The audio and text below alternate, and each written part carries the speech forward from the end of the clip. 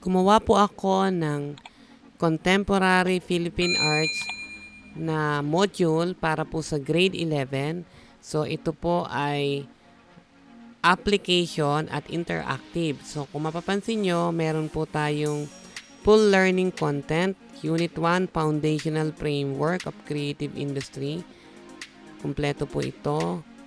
Yan. So naka-summary, simplified, and may explanation po siya. And ang kagandahan po sa kanya ay meron din pong summative test. Summative test 1, summative test 2, comprehensive semestral exam, at meron din po siyang ALS matrix. So makikita niyo po, at may interactive sandbox.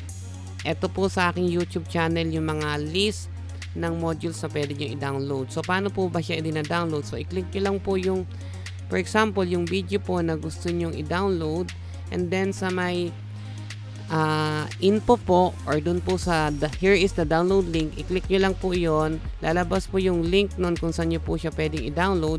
I-click nyo lang po yung tatlong tuldok o yung dots na yon, and then pwede nyo na pong i-download yung ating pong application. Pag na-download po siya, ang itsura po niya ay ganito lang.